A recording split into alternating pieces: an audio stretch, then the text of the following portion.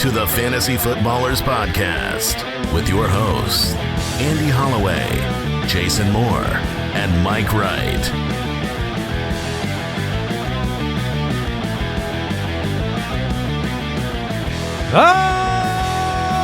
Welcome in.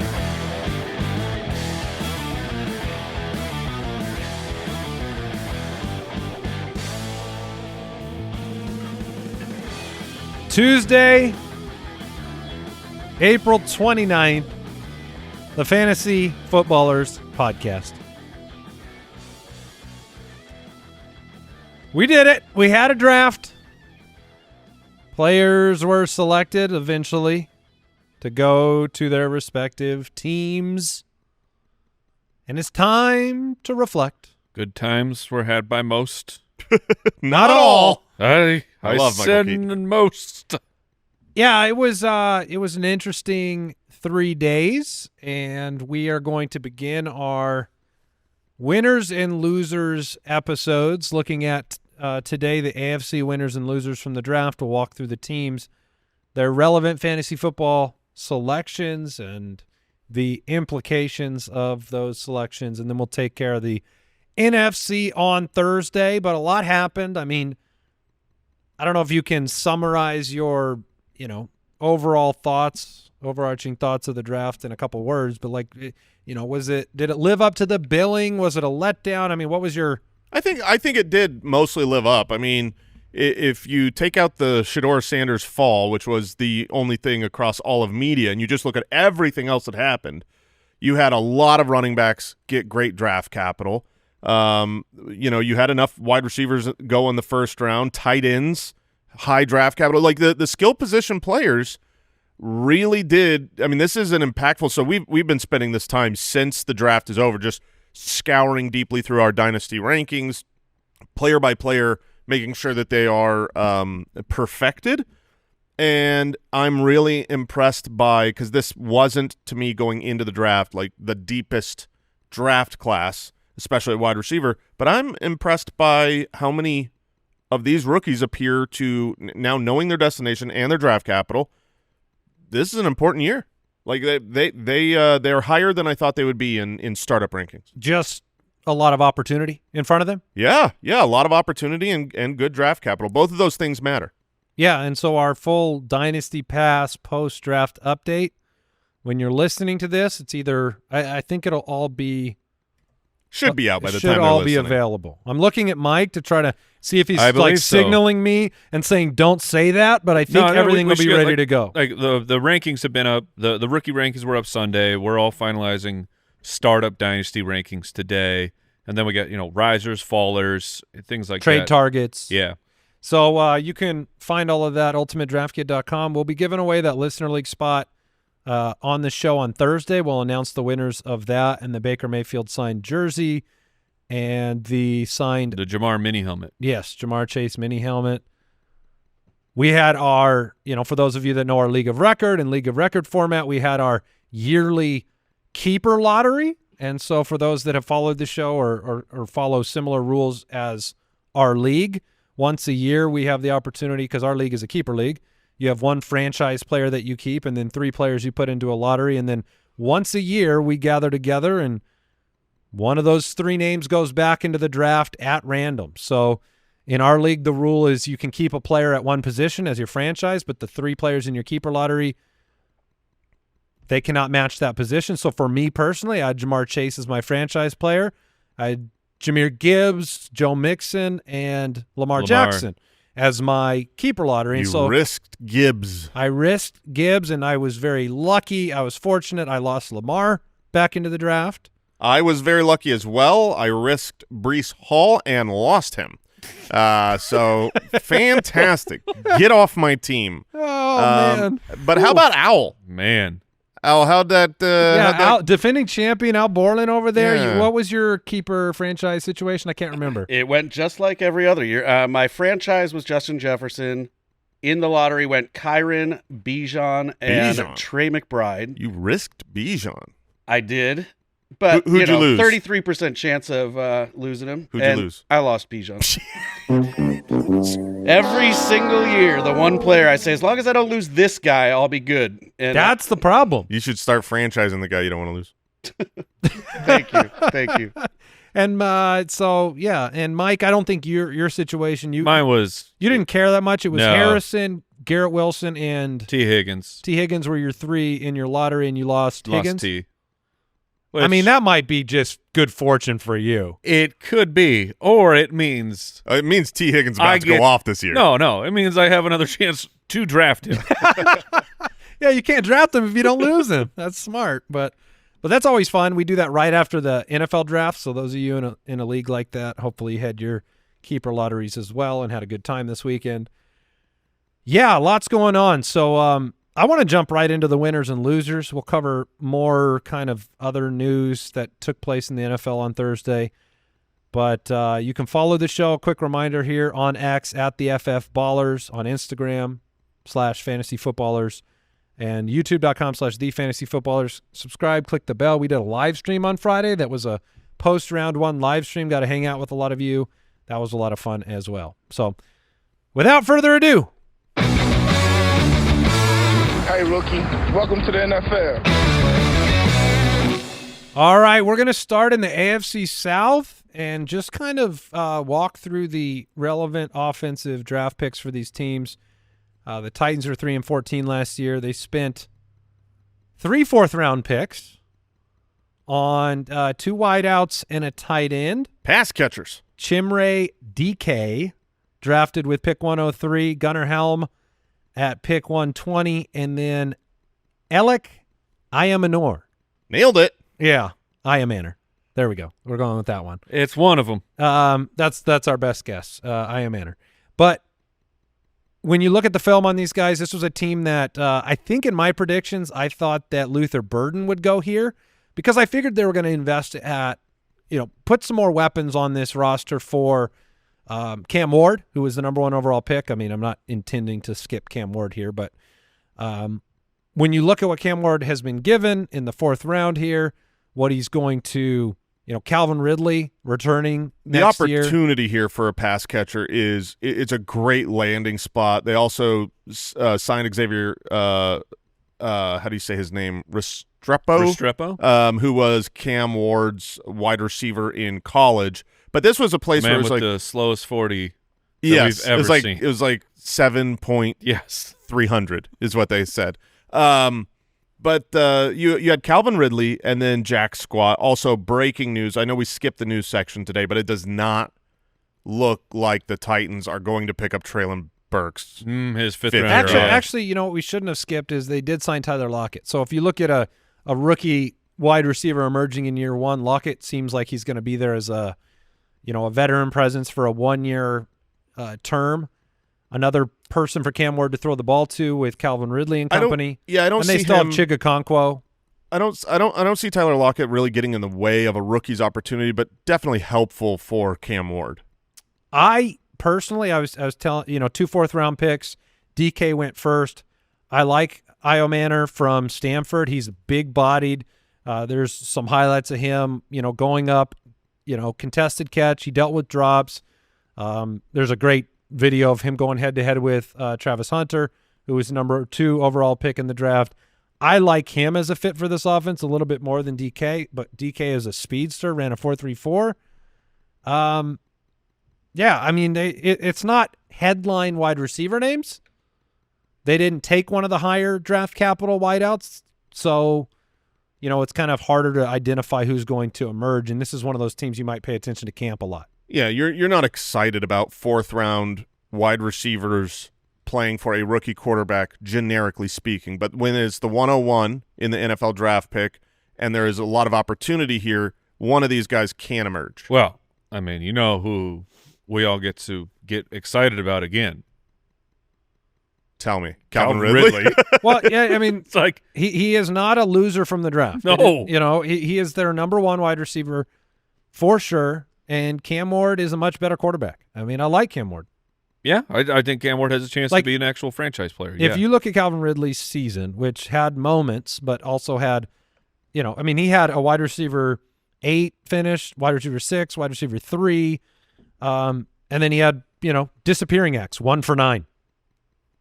And he finished the season with 1,000 yards. Yeah. He's so going to be. Is he over or under that number? I think he's over. I agree. He will be very interesting to see how people respond to the ADP burns of last year. But he's a major winner this year when coming out of the draft of being the only guy in an upgraded quarterback. If his ADP stays late, it's going to be. It will definitely stay late. Then you should be targeting Calvin Ridley. I think I'm going to get over it. I think I'm going to let you two guys take that on. Hey, for this year, though. I'm not proclaiming league winning Calvin Ridley. Just saying this is the flex type player who. I mean, Jason's already got a Dunze, so Mike, you're going to have to go with Ridley. Yeah. Jacksonville, 4-13 last year. They traded up. They made the big splash. They got the day started in a very excited way. They busted everyone's mock drafts 10 minutes into the draft. We did not get Travis Hunter's destination right. And when you say we, All you three. mean 100% of everybody in the world. Right. Because it seemed like it was a done deal that he was going number 2, and he did go number 2. But what was surprising was that the Jacksonville Jaguars traded up and traded a lot. They did. To get this, hopefully, star wide receiver and star cornerback. For fantasy purposes, the most important thing is that it appears pretty definitive that he is going to be a impactful snap count offensive player for fantasy football. That's what at least I've seen that Cohen said. Of like he's going to be offensive first, and we're going to work him in on the defensive side of the football. And some of the quick reactions on draft day was, "Oh no, what happens to my Brian Thomas Jr.?" He soars on the wings of an eagle, my friend. So panic, He's for those. Fine. Okay, that's the calming words that people want to hear. He's fine. Brian Thomas is a true number 1. Like, we're all really hopeful for Travis Hunter. But what's his ceiling to you as a rookie? Because I think that could be the other. Like, you could swing the pendulum too far and say, okay, Brian Thomas is even better because they've got this other wide receiver that's a weapon, but maybe ignore the weapon. Touchdown upside definitely moves up, but we're about to dive into the stat docs, the statistical breakdown for every player for the Ultimate Draft Kit. I'm guessing that Travis Hunter he'll end up like a 800-yard type of a receiver. Yeah, that's probably the median outcome. I think if you're talking what is Travis Hunter's ceiling as a rookie, you're probably talking around wide receiver 15. He's got the ability to have big breakaway touchdowns, and you might hear that and think that means that Brian Thomas Jr. has a bad season. It absolutely does not. It's very common, very, very common for NFL teams to have 2 top 24 wide receivers in the same season and even 2 top 12 wide receivers from the same team. You're not scared when you have Jamar Chase and T. Higgins. Right. You're not scared when you have 2 great wide receivers for another team. Obviously, they don't have Joe Burrow here. Yeah, I am scared of Trevor Lawrence being able to sustain 2 high-level fantasy wide receivers. They don't impossible. have Christian Kirk and Evan Ingram anymore. They do still have Gabe Davis. This could just be good for Trevor Lawrence. Yeah, he's a winner from the draft when they invest in that. What's ironic too is that because they traded so many assets to go up and get Travis Hunter, it sort of eliminated them from a high draft capital running back decision. Yes. And so this was a team we thought, like my prediction was Genty there at number 5, which, Travis Etienne and Tank Bigsby, you could bury them at that point. They did spend a 4th-round pick on Bayshul Tootin. Yeah. Oh, my God. Oh, yeah. If you don't think on this show that I'm not giving a fart noise whenever we talk about Bayshul Tootin. That was not you're not dismissing the player. See, it sounded like not you don't like him. No, great player. Actually, I think those are words of encouragement. Yeah, he's speaking his language. Great juice. He's a little guy. He's a little guy. He's a fast guy. He ran a 4.32 at the combine. I don't know if he picks up extra speed from the wind behind him or not. Oh my gosh! But yes, no. he's a really exciting prospect. Obviously, PEDs is like, did you load up on beans, young man? Right? Yeah.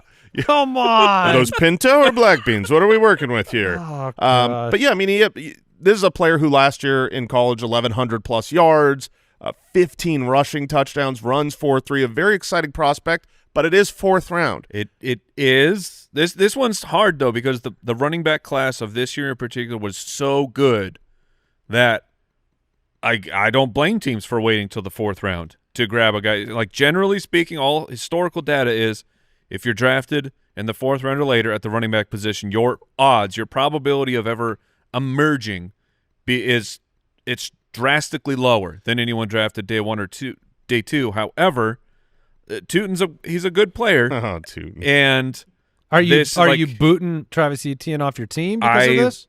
I will be I'll be very nervous to draft Travis Etienne in a redraft. Well, I think we were nervous if no one got this drafted. made it worse to me. I mean, he's still a winner to me. Yeah, that's how I see it too. I still look at him as a winner. This allows Travis Etienne to go into this season. He'll be the starter.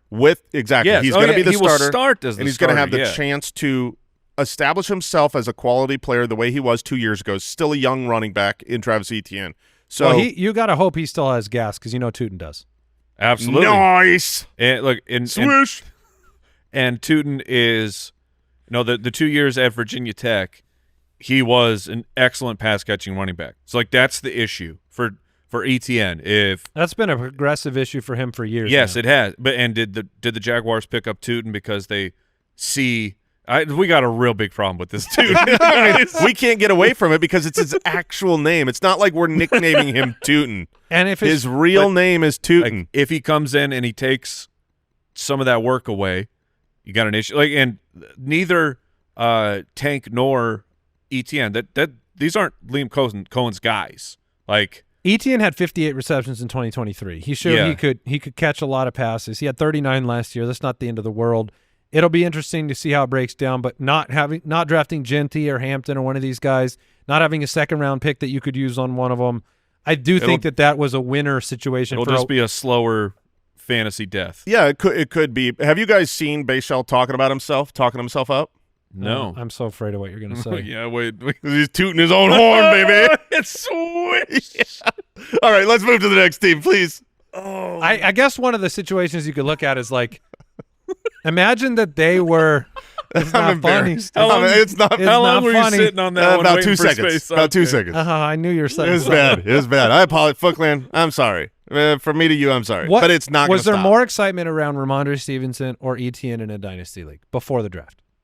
Ramondre Stevenson. So it could have been a flip situation, right? Like if Tootin went to New England and Henderson went to Jacksonville, 100%, we would be talking a different story. Henderson would have ended Etienne. We got to be on a first-name basis here with Bayshell. Is that how you say his name? That's the problem. Yeah, is it Bayshul? It's Bayshul. Bayshul? Yeah, sure. See, you're going to go right back to Tootin. No, I'm Tootin. All right, Colts at 8-9, first-round pick. Tyler Warren. Was that you saying me too? No, I said B Tootin. Oh, okay. Tyler Warren, who was projected to be the number 1 overall tight end selected, ends up the 2nd tight end selected. What a loser. 14. He's amazing, though. He's yes. a really, really good player. In fact, just like a general comment on the tight ends drafted in and where they went, I think this is just a thing now. We've had 2 consecutive years where the rookie tight end is the number 1 overall. For fantasy. I'm not saying that's happening this year, but Loveland and Warren, both in the top 15 picks. And then other tight ends that I like, going places that I like, Mason Taylor with New York. I don't mind that. I think that's an interesting I think Ferguson with the Rams is a good landing spot. The guy that I liked a lot, Harold Fannin Jr., not such a good landing spot behind David Njoku, but at least he is a round 3 pick.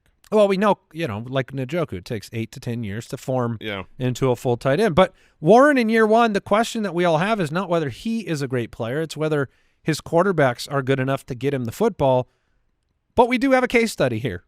We have a John Mackey Award winner last year with no quarterbacks that broke fantasy. Yeah. And Brock Bowers. So, the potential is there because tight ends make life really, really easy on the quarterback, no matter how good the quarterback is. Yeah, a lot of people. I would say the majority of people have flip-flopped the dynasty startup rankings between Loveland and Tyler Warren. I am still on the Tyler Warren ahead of Loveland's side. I liked the film better, and yes, I do think Tyler Warren has a slightly worse quarterback situation.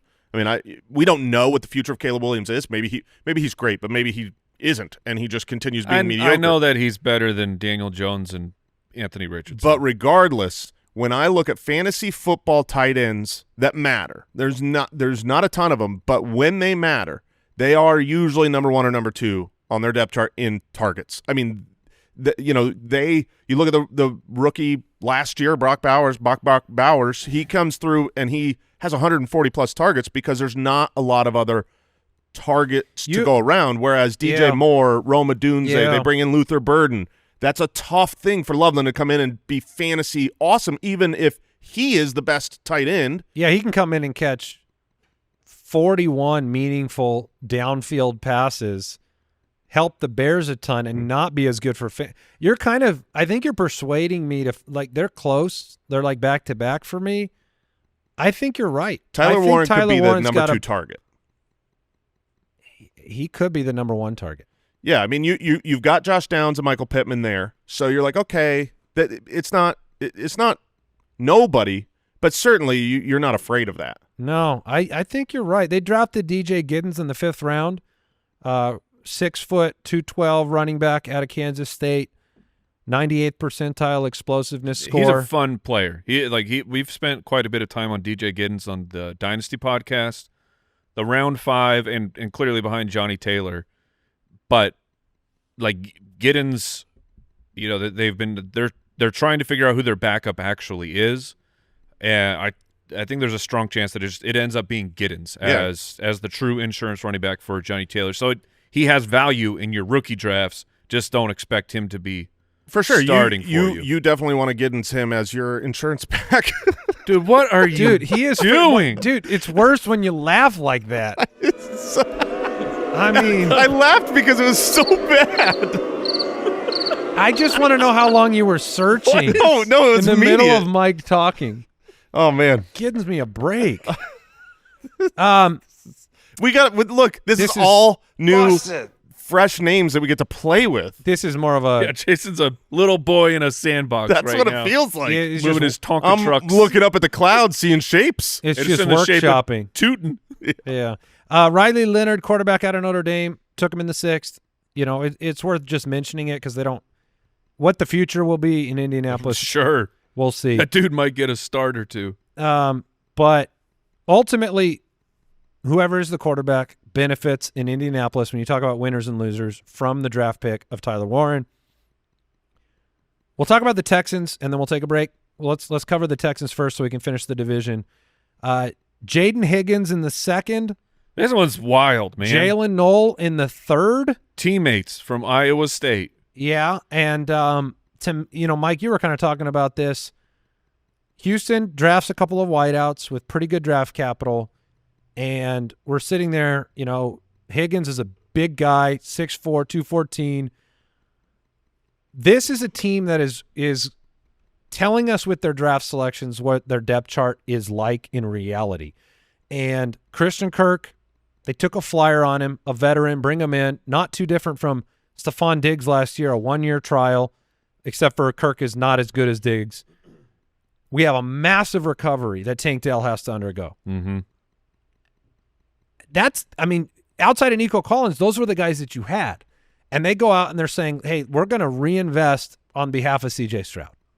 So when you talk about opportunity, Jason, these are a couple of names I think that probably added to what you said at the top. Yeah, this is you're going to have to call your shot and try to get it right, whether Higgins or Knoll ends up as the primary rookie wide receiver for this team. But you've got a great quarterback in C.J. Stroud and a real need for these players to step up into the void left by Dell and Diggs. So good draft capital, both day 2 picks. You can't be much happier with the landing spot for either of those guys. The only complaint is that it would be difficult to see them both dominating. You know what I mean? Was it the Dobbs Christian Watson combo draft? Were they in the same draft class I believe together? so, yeah. Yes. 2nd and 4th round. It just kind of reminds me a little bit of I think maybe they did it a couple years in a row where they had a few names, different rounds, and it's hard now to call the shot. And, obviously, what is your shot call for these wide receivers? I guess I should say. Even though who do you like the most? Even though Knoll went 2nd, I kind of like him better for the style of play. If Dell can't come along, Jaden Higgins, almost kind of reminds me, a little bit of he's a clone. Oh, he's a Nico clone. Of Nico. Yeah. You know, a big 6'4", 214-pound, deep field stretching. It's like, where's he going to fit in the off? I know where Jalen Noel's going to be. Jalen Noel come in. I think he could play the slot, move outside, right, but good route runner. He has direct competition in front of him with Christian Kirk. Like, Higgins will be a day one starter. I don't know if Noel will start day one. Yeah, maybe. I mean, they both have competition in front of them. I would rather be competing with Christian Kirk than competing with Tank Dell? Is that what you're going to say? Because I don't think Dell will play. No, I don't either. It's good for C.J. Stroud that they're finding more weapons for him. His production and the offense's ineptitude, they came with the injuries. You know, it was struggling all year. They let go of their offensive coordinator. We're going to have a new OC coming in this year, so you're going to see a lot of new things on offense. But I think not enough was made of losing Diggs, losing Tank Dell, and then all of a sudden we're like, is C.J. Stroud still good? It's like, okay. Hard situation. Yeah, and Nico was hurt last year as well. By the way, yeah, Watson and Dobbs were together in a draft for Green Bay. Reed and Wicks were together in a draft, and then this year. And they did it this year again. This year as well. We'll talk about them soon. All right, we'll take a break, and then we'll move on to the AFC North. Oh, by the way, Tank Dell a fantasy loser because of this situation? I think so. Yes, I would definitely put him as a fantasy loser. There was also Woody Marks, running back in the 4th round, who was drafted here, so getting a little bit of youth behind Joe Mixon. I don't view it as a negative for redraft for Joe Mixon, but you have to, he's older. Well, and yeah, just like in Jonathan Taylor's situation, figure out who the depth piece is. I will say this. There were articles coming out of Houston. There were rumors about them drafting a running back higher, thinking about the next man after Mixon. I think Mixon comes out of this pretty unscathed in a 1-year run, which is how you're looking at things. I think there's there's probably a pretty strong chance that Marks moves up to be the number 2 guy. This is like he's got to beat out Dameon Pierce, who seems like the coaching staff, I don't know why they let him back in the building. That's harsh. We'll take a break. Be right back.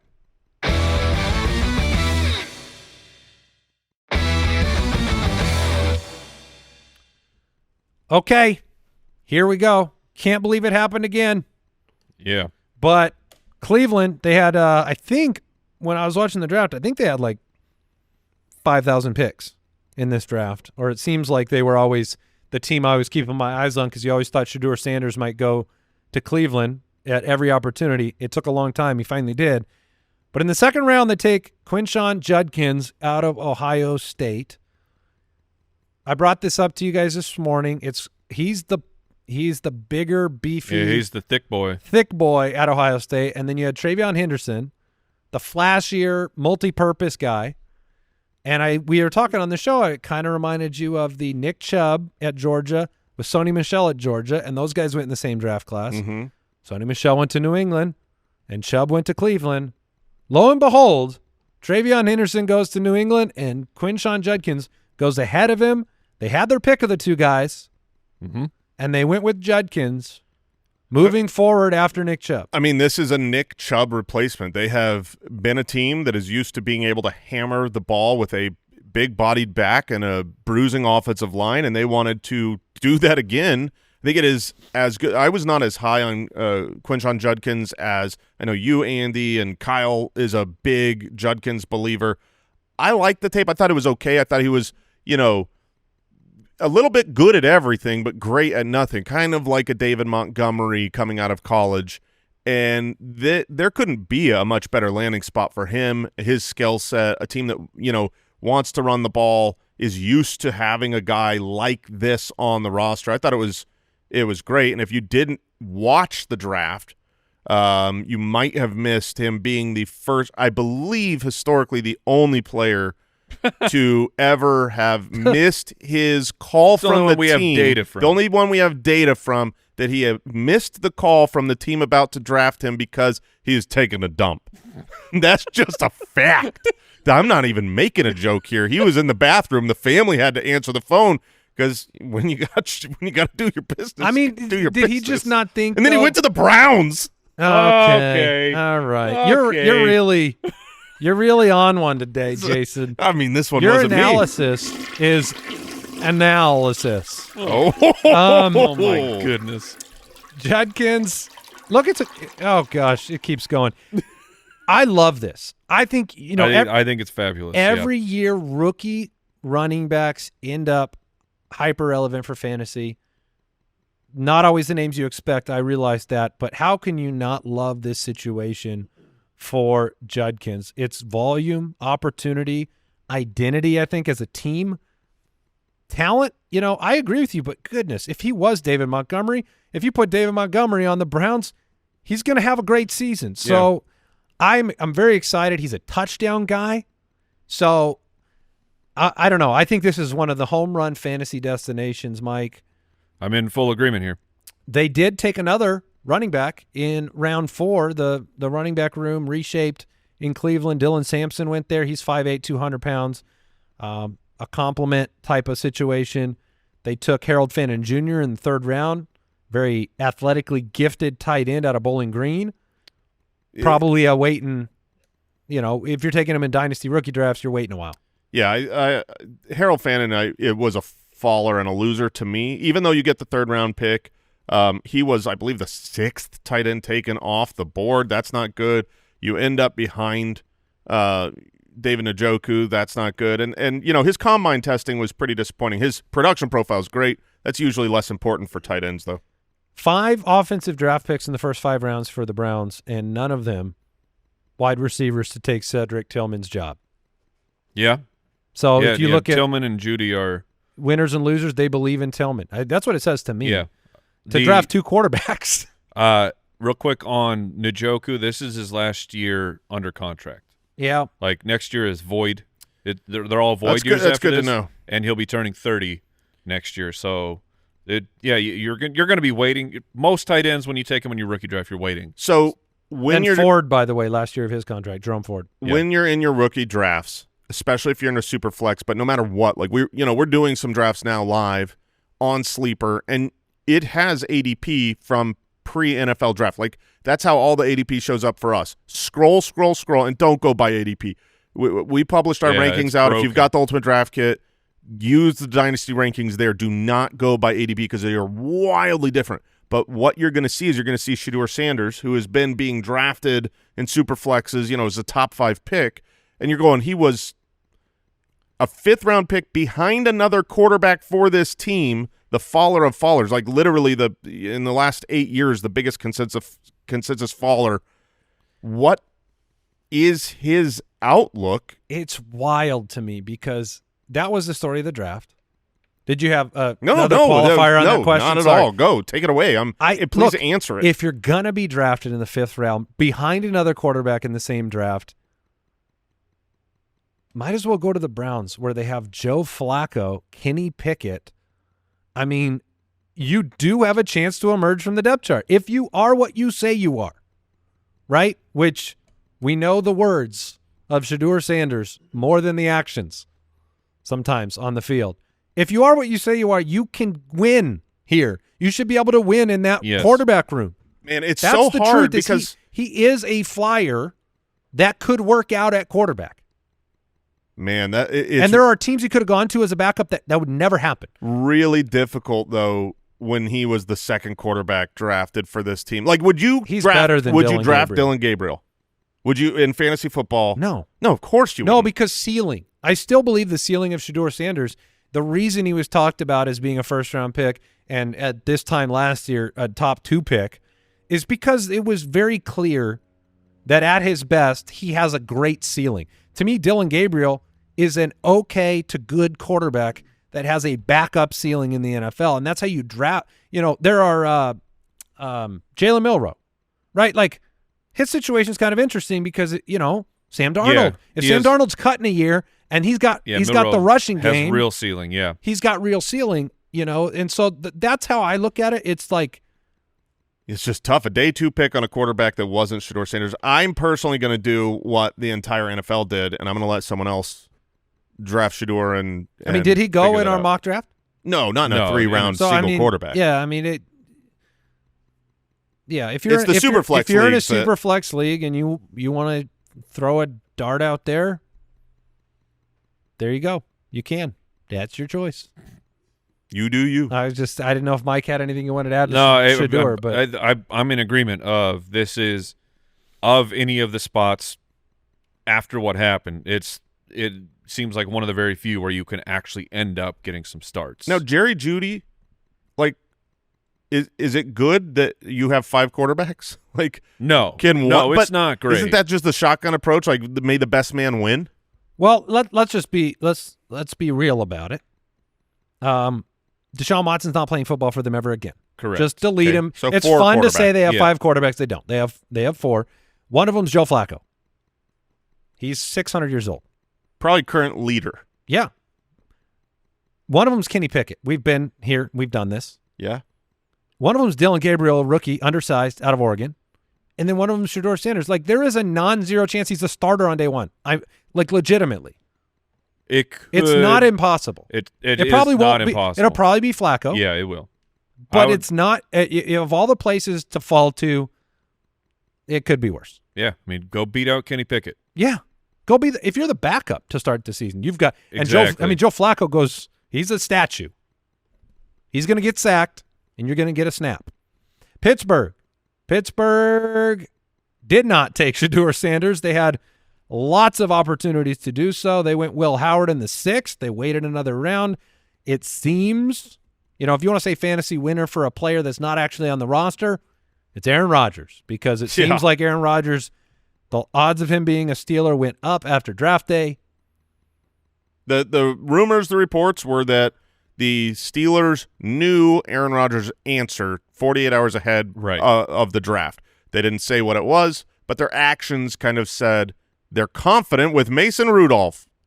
And they're not a dumb franchise, so I have to imagine Aaron Rodgers is on his way. So Caleb Johnson, that is the pick to talk about here. 3rd-round draft pick out of Iowa. The running back doesn't have to change any of his Colors. If he themed his Twitter page or something, he's good. It's funny too, because when I watched him, I've brought this comp up several times. The comp of Le'Veon Bell for Caleb Johnson. It's not so much the athletic profile or anything. Caleb Johnson is a sprint away from you down the field, and you're not going to catch him. Get up to 22 miles per hour. Despite his 40 time, he's a fast player. But the patience behind the line, it reminded me a lot of what Lev Bell used to do. It looked like he's slow. He's not slow. He's smart. You liked him a lot. I did. I was a little bit lower on him than you were. But how do you like the fit? I mean, Jaylen Warren has to be a player that, he did not come out of this draft unscathed. He got the $5 million, but Caleb Johnson's going to be a threat to him in some capacity. Earlier, I think it was 2 weeks ago or something, we had a quick question that was, what player do you want to see drafted where? And my initial thing I wrote down in that draft doc was I wanted this pick. I wanted Caleb Johnson to the Steelers. And then because Tomlin has always had that one-back system until the last year or two. And yeah, Jaylen Warren's there, but I think they want the system Tomlin's had for darn near 20 years over the course of a lot of different running backs. So I love this, and then I remembered Arthur Smith, and I was like, you're just going to be all wacky. So, Mike, how about you? I would give this a B+. I think the landing spot is great. It will be – I think it goes pretty quick to the split that Warren and Najee had last year. It was a bit more Warren because he started last year injured, so it took him some time to get going.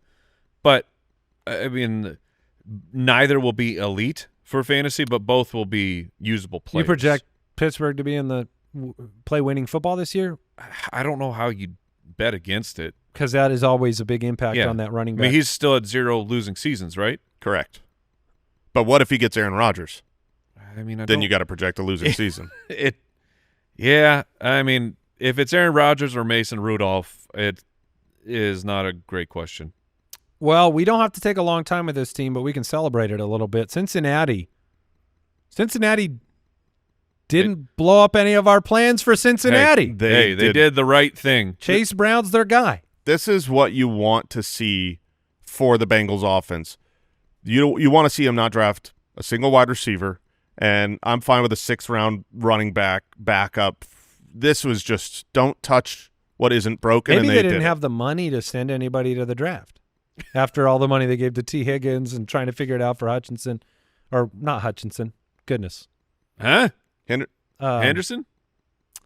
No, the Bengals. Hendrickson? Hendrickson. Yeah, Thank you. there we- Thank you. Yeah. Hey, we did it. But yeah, no, they grabbed a running back in the 6th round. No big deal. Chase Brown's a big-time fantasy winner. Yes. And it's exciting. It is. I'm becoming more addicted to the teams with stability year to year. Yeah. Predicting players, we've done it this is our 11th season. Very difficult. Really like it when there's elements that make it easier on us. We're not changing a coordinator. We don't have personnel changes all over the place.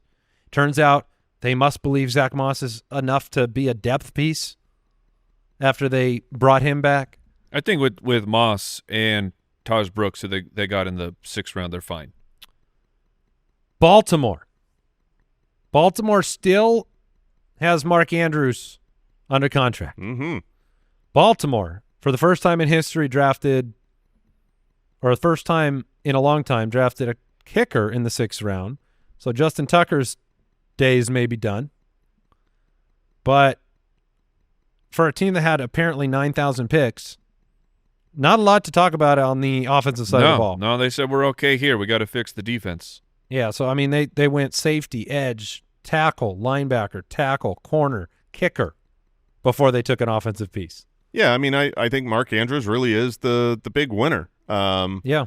He's on the roster and doesn't have to fight with any more. Is he going to be on your roster for fantasy? He will be on my dynasty roster because I already have him. Okay. I in doing the dynasty startup rankings, because I've been more of the Mark Andrews apologist, I think, on this show. How far down is he? He was surprisingly. Is he above or below Isaiah Likely? I have them back to back, and currently I have Mark Andrews ahead. Yeah, I'm gonna throw Isaiah Likely in as a winner there too. Sure, yeah. So No. I was going to say Rashad Bateman. yeah, no, that's fair. That's fair. New England. Oh, we did it. We got Travion Henderson off the board. Mike was waiting. Didn't get him in the 1st round. I believe the Bears had 2 picks immediately following the. They were immediately after. The Patriots was up. The pick is in. I could see that the Chicago Bears are next. I passed out. Right, you lost consciousness. I lost consciousness for at least 3 to 5 minutes due to being so upset that the Bears were right there. Finally came to, and I actually I've been a big Henderson guy. I think the spot is awesome. Like long term, I really do like this spot. Partially works. Partly is. I don't know which which one I was trying to say. No, you're going to go there. with partly though. Partly's right. I like what they did in the draft.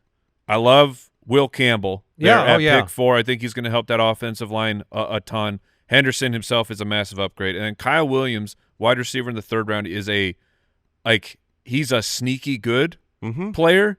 And so just what they did there to upgrade things for Drake May, thinking about this team, it might take them a year or 2 to get the engines moving again, but we believe more in the coaching staff. The way, I mean, these were the guys who got Derrick Henry on that run and got him going. So I think long term, I think the spot is fantastic for Henderson. I wanted to ask this question. So you've improved the offensive. Chicago would have been better, but just saying this is the Patriots. Are you kidding me? But then after spending some more time with it, I was like, when you've only got 4 wins and you got the 4th pick, you expect to be a crappy franchise. But with that 4th pick, having an offensive line bolstered, you bring in Mike Vrabel, you add Travion Henderson. I was talking earlier this morning with some of the other guys in the studio. What do you think is... I think Kyle just blew it for you. No. I'm wanting to know what your guys' projection for the New England Patriots win total next year. Not what the line is. I could give 2 farts. I'd go about 8.5. Is that what the actual line is? I have no clue. Yeah. Okay, so where would you go on that? That's higher than I thought it would be. I would go below. Yeah. I'm tempted to go on above. I think this could be a sneaky good team. I would take. I mean, that's fine. I'd go under 8.5. But point being, when you're in your rookie drafts, if they come out here and win 7 games this year, and you're just the ship could be righted faster than they did. We had thought. They paid Ramondre they gave him a 4-year contract. That was so strange. Travion is not the one of the reasons he didn't go in the first round. He didn't go to the Chargers. He didn't go to Cleveland. Is because it works with a bigger bodied Ramondre Stevenson and then a more versatile jack of all trades type of Travion Henderson. That tandem works. So projected to be a winning team? No. So that's a discount on my view of Henderson in year one. Explosive player, lot to work through on offense. It's going to be tough in year one. I mean, I'm willing to believe a little bit of what you're saying about it being a better long-term destination, and you need to believe in talent and things like that. But right now, what we do know is that he will not be the full-time starter, and he will not be on a team that's projected to win more than they lose. Correct. And another bonus here, just it hurts Ramondre so much. He's such a big fantasy loser. But when you factor in, like, this is Vrabel's team, like Travion Henderson is an elite pass protector, and he doesn't fumble. Like, these are traits that Vrabel is going to quickly fall in love with. If you get a Ramondre fumble early on in the season, like, and you will, that could be the flip right there. But it's very possible to me that Henderson is the Gibson role of this year. Sure, for that team, because that's what he does. He can pass protect.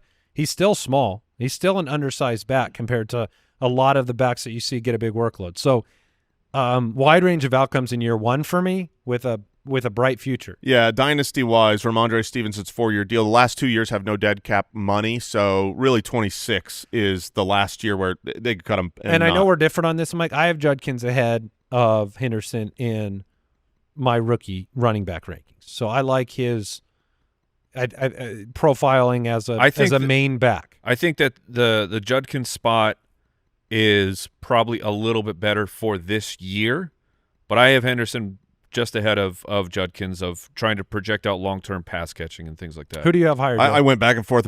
I've got Henderson ahead. All right, we'll take a break and be right back.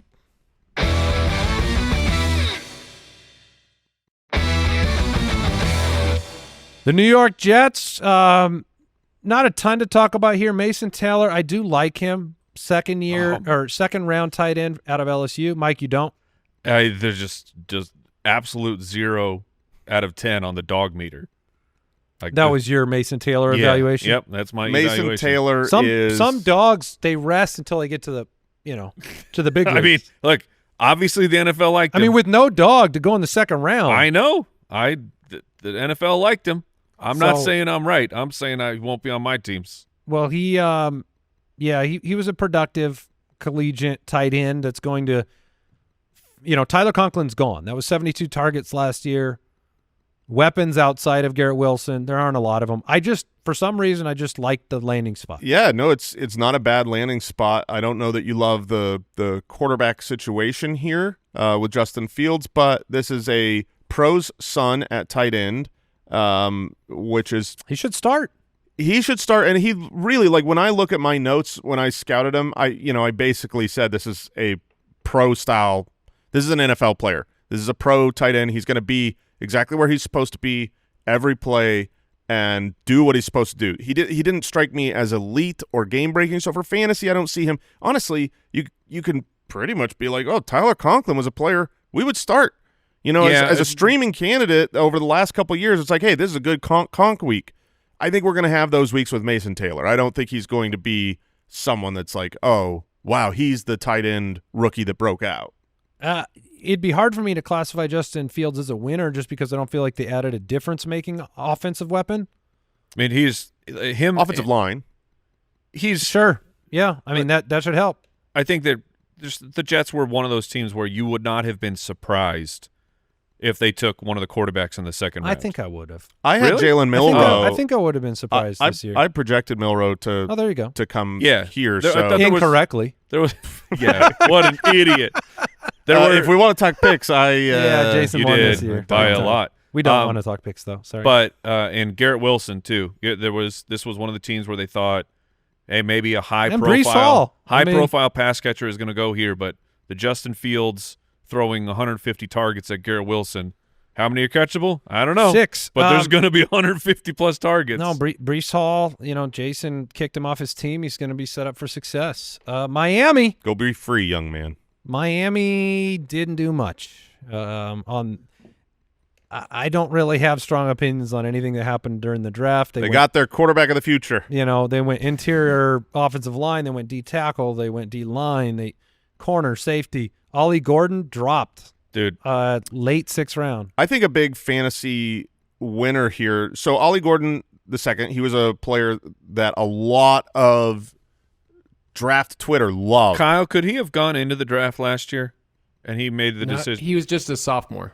Okay, so yeah. Okay. But a lot of people were wondering, could he sneak into a day 2 pick, a top 3, round pick? His sophomore year, so 2 years ago at OK State, 1,700 rushing yards and 21 touchdowns. He's a big boy. I did not. That fell apart the next year. Yeah, I did not love his tape. I watched the most recent season always, and he didn't look good this last year. Fell to the 6th round.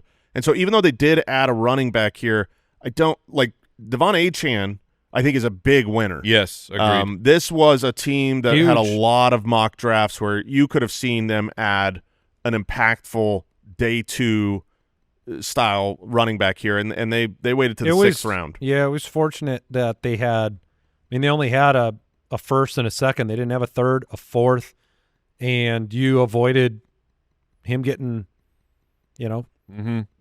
messed up for fantasy. Buffalo. Okay. Next team. Yeah, look, Buffalo is going to – they're set up, and it wasn't through the draft. Their offense, we know what it is.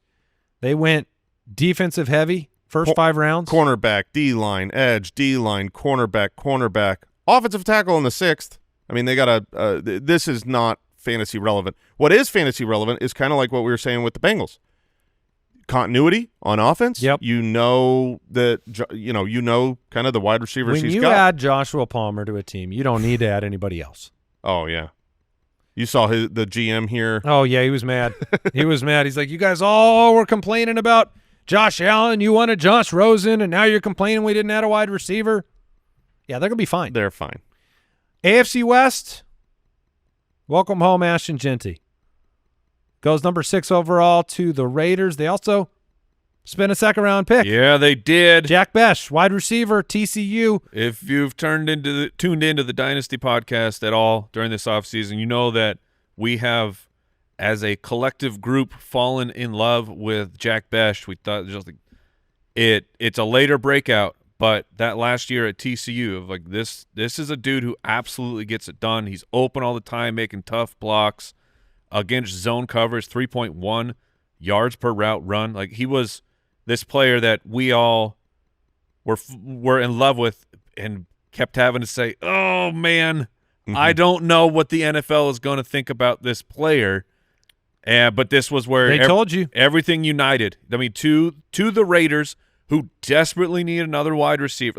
Who have a quarterback. The Raiders are so fun now. This Raiders offense has – I don't know if – Are you ready to root for Chip Kelly? Oh, yes. Are you okay with that? Oh, I am. I'm all the way Chip in on Kelly that. gave us fantasy goodness when he was around. Yeah. I don't care he if he gave wins. us a lot of different things. Brock Bowers, I don't care if he wins. Jack Besh, Ashton Genty is a young, awesome core. You throw in Jacoby Myers as just a quality NFL veteran. This should be an offense with Geno Smith that provides a lot of fantasy goodness. So Geno gets a bump up with just Genty and Besh for sure. So that's it is going to be a fun team. And they had 2 tackles picked on day 2. So they went pretty heavy on offense. Yeah. The Denver Broncos. Yeah. This was what? We were on Henderson watch at pick 20 in the first round. Mike was anticipating it. It didn't happen. They end up drafting R.J. Harvey out of UCF. Pick 60 in the draft, somebody that Sean Payton came out and said he watched the film of for hours. I went and watched the film of R.J. Harvey. The small school storyline. This is an interesting opportunity for this guy. He is super old.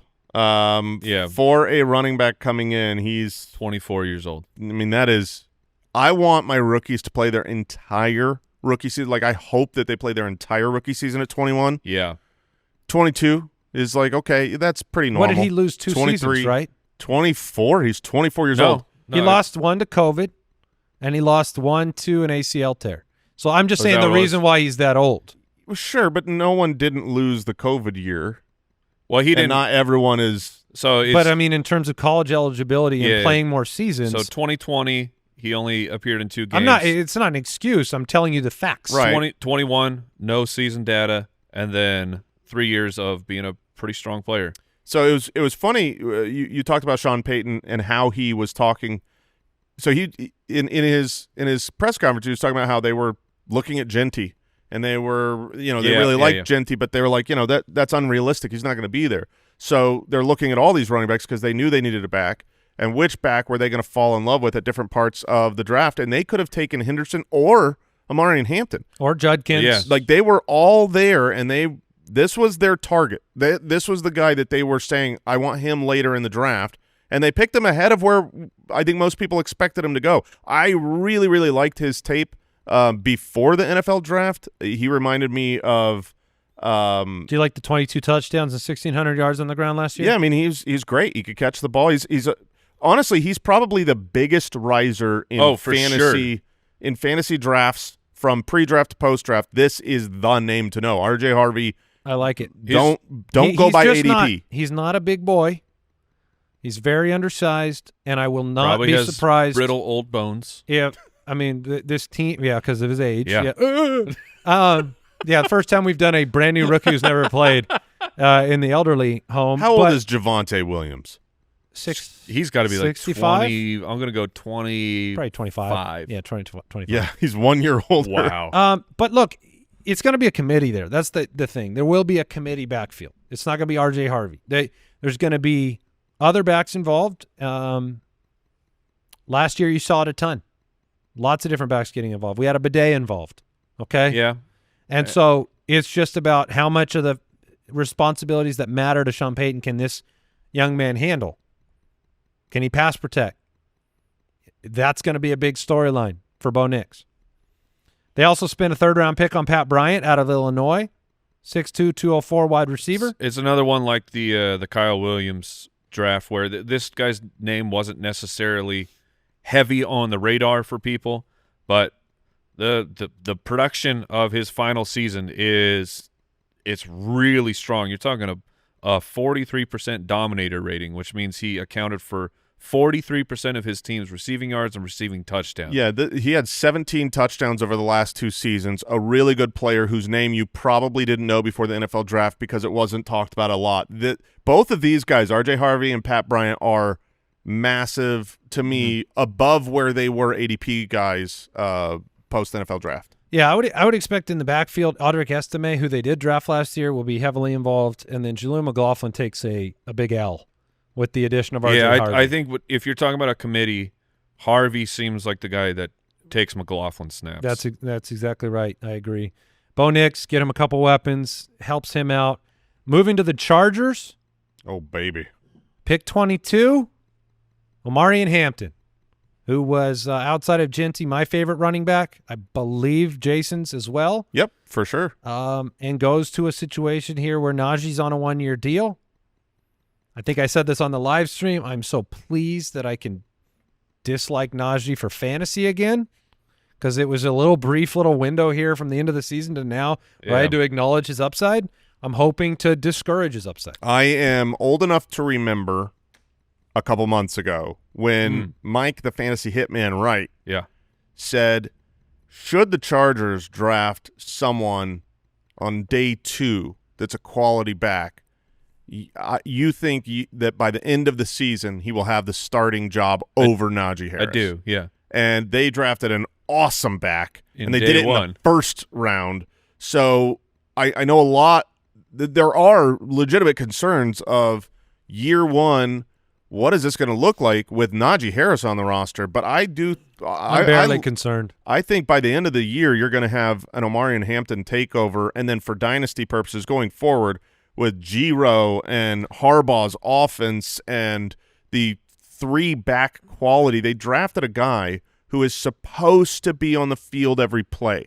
Like, that is what they went after. So I don't think they're looking to have this be bring another back in to share time with him next year. I think this will be Hampton show. Was it Michael Carter, Breece Hall that we enjoyed in year Yeah. one? Yeah. Yeah. I mean, Najee's a good player. Najee's going to have a role in the goal line, and that could hurt Hampton a little bit from a fantasy production standpoint.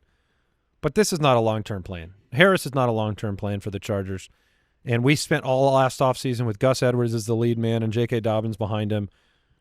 I love Hampton. If I didn't believe in the talent, maybe, I'd be more worried. My only question for him long-term, and he's my 102. I'm not going to fight against the landing spot is great in the first-round draft capital versus the other guys. The question for him long-term to me is will the touchdowns flow enough to account for pass catching, or do they change the Greg Roman system up and we get some actual targets here? Because looking at the breakdown of last year, like J.K. Dobbins in 13 games, so when he was actually playing, he saw 8% of targets. An 8% target share that won't turn you into an elite player unless you're compensating by you're getting 12-plus rushing touchdowns. It won't turn you into an elite player, but it is certainly not a lack of targets that stops you from being a top 10 type of running back. I'm talking like Ken Hampton. People love Hampton. They're like, he will be with Genty. He will be a top 5 type of a dynasty running back. And I'm saying, does the offense allow him to do that? Dobbins last year missed 4 games and was the running back 23. So, he missed some time. I think the system is just too good. Yeah, and you have seen, obviously, a completely different system, but you've seen Austin Eckler with Justin Herbert get 100 targets. And Hampton is a great pass blocker and a great pass catcher. So I do think you're going to have Justin Herbert utilize him in all facets of the game. And this is, to me, pretty much a top 5 dynasty running back right now. They also spent a second-round pick on Malik Neighbors' high school quarterback, also known as wide receiver Trey Harris. My man, it was a good second round for us Dynasty Pod bros. Yep. Because you've been loving Besh. I've been loving Trey Harris. Last year I loved Troy Franklin, and he fell to the 4th. It was like, okay, well, you're dead to me. This year it was Trey Harris, and he got picked. Oh, baby. He got picked at pick 55 to Justin Herbert on a team that needs an alpha 1 on the outside. Like, I love Ladd McConkey, but Ladd McConkey is not the number 1. He's not your classic X receiver. Right, yeah. Right now they have Quentin Johnston. They have added Mike Williams back to the roster. They have Trey Harris in the second round. They spent a 4th-round pick on Lambert Smith out of Auburn. They're trying to solidify the weapons. I did think that this was a team that might take a shot at one of the big tight ends. That didn't happen. So, we do have the Disley's still there, right? Yes. So, talk about big winners for the draft. Oh, it's big winners. It's Big Montana. Will Disley. Wow. He's a winner. Yeah, baby. They have Kyle's reminding us they have Conklin, guys.